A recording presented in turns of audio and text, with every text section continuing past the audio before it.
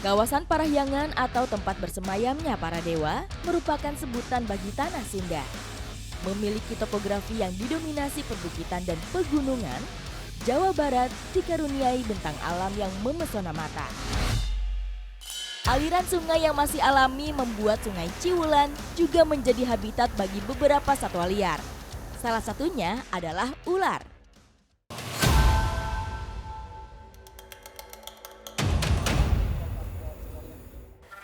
Nah, ini saya sama Kang Aden sedang menyusuri mulai dari sungai, sekarang kita ke hutan dan sebentar lagi akan ke persawahan ya Kang ya, buat mencari habitat ular koros.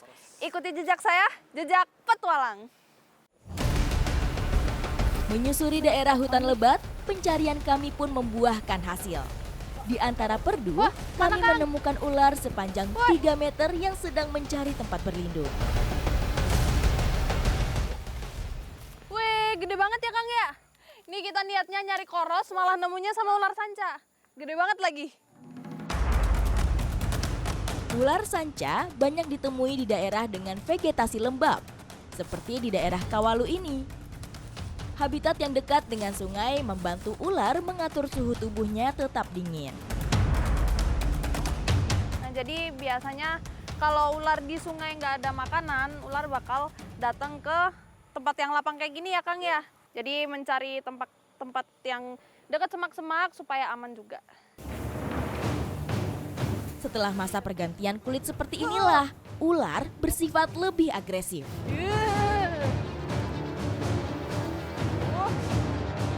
Nah, jadi karena mungkin ularnya stres karena mau ditangkap, jadi ularnya sebagai defense mechanism ya Kang ya, ngeluarin bau dari kotoran. Tidak menyangka bertemu dengan ular sebesar ini, kami pun tidak memiliki persiapan alat yang mumpuni. Meskipun bisa dilakukan dengan tangan kosong, namun harus ekstra hati-hati saat menangkapnya. Nah, jadi biasanya untuk menangkap ular sanca ini dibutuhkan setidaknya 2 orang. Jadi satu untuk memegang ekornya dan selagi di depannya ular ini ada yang memprovokasi, yang di bagian belakang aman. Setelah ular lelah, gerakannya mulai melambat, mempermudah kami untuk membaca gerak dan menghindari patukannya. Ya.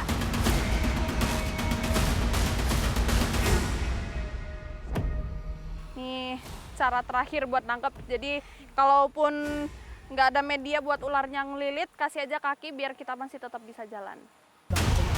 Oh, ya. Buka lilitannya dulu dari ekor ya.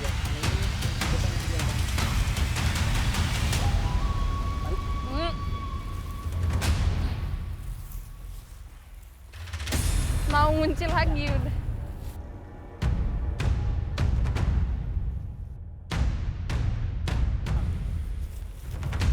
Pencarian kami belum selesai. Kami masih harus mendapatkan ular koros atau yang disebut juga ular tikus. Daerah persawahan yang menjadi habitat ular ini menjadi area pencarian kami. Tak berselang lama pergerakan ular koros terlihat.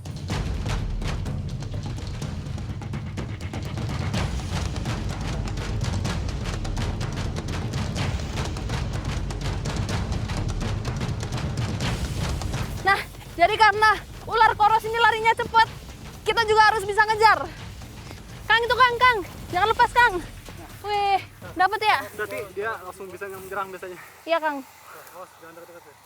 Ini tutupin kepalanya pakai. Nah itu kepalanya. Woi, cepet banget geraknya ya. Terus jadi dia gigit. Ya. Nah jadi cara penangkapan ular koros ini kita tetap perlu hati-hati, tapi nggak perlu terlalu was-was ya Kang ya. Soalnya, oke. Ular ini juga nggak berbisa, jadi nggak berbahaya bagi manusia. Meskipun sekilas terlihat mirip seperti kobra, ular koros tidaklah berbisa. Sebagai perlindungan diri, reptil ini mengandalkan kelincahan dan kekuatan desisannya untuk menghindari predator. Kita ngamanin sancanya dulu ya Kang ya. Nah Kang Aden sekarang akan merelokasi ular sanca supaya jauh dari pemukiman kayak gini ya Kang ya. si ular koros ini akan saya bawa ke Kecamatan Samarang karena di sana ada salah satu kesenian yang memanfaatkan ular liar kayak gini. Ikuti jejak saya, jejak petualang.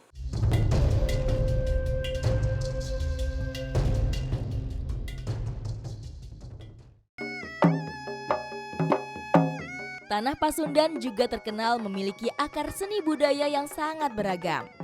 Salah satunya adalah pencak ular yang berasal dari Kecamatan Samarang, Garut.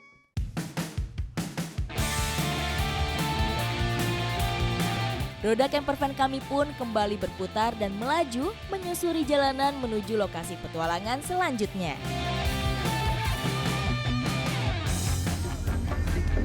Nah ini sekarang kita udah nyampe di lokasi dan kebetulan emang lagi banyak yang latihan pencak silat. Dan kita udah bawa ularnya ya Om ya? Yaudah yuk Om, kita langsung turun. Pencak ular yang sudah ada sejak tahun 1960-an ini merupakan seni modifikasi. Memadukan gerakan khas pencak silat dengan atraksi bersama ular. Kesenian ini sudah menjadi warisan budaya tak benda Kabupaten Garut. Nah jadi yang untuk dipakai buat pencak ular ini emang bener-bener ular yang liar kayak gini ya Pak ya? Bukan yang peliharaan atau gimana gitu? Enggak. Jadi makanya ularnya itu kalau sudah selesai ya kita kembalikan ke habitat gitu. Oh gitu ya? Lagi, Ya. ya. Semakin liar ular yang digunakan, akan semakin menarik perhatian. Tak mau ketinggalan, saya pun ikut menjajal keseruan bermain bersama reptil satu ini. Jackpot! Namanya mainan sama makhluk hidup ya Pak ya? Ya pasti ada kayak gininya nih. Gak apa dapat oleh-oleh dari ularnya. Ular lazim mengeluarkan kotoran sebagai bentuk pertahanan diri dan menandakan daerah teritorialnya. Nah, pencak ular ini bagi saya yang pemula yang belum pernah belajar sebelumnya emang gerakannya cukup rumit, tapi ini bagus buat melatih ketangkasan. Apalagi kita harus tangkas tapi juga harus tenang karena kita menghandle ular ini. Pencak silat mengandalkan teknik dasar seperti kuda-kuda, kekuatan, dan juga kelincahan. Bagus ini ularnya Pak. Terima kasih banyak Pak.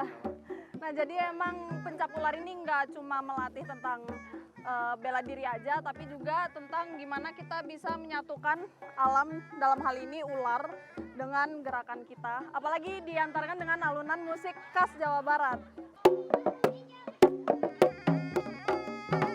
Merdunya iringan trompet dengan irama gendang serta gong khas Sunda semakin menyemarakan kesenian pencak ular. Nah, dari Samarang, Kabupaten Garut, saya belajar keselarasan antara alam dan juga kesenian tradisional. Dan inilah yang harus terus dilestarikan. Ikuti jejak saya, jejak petualang.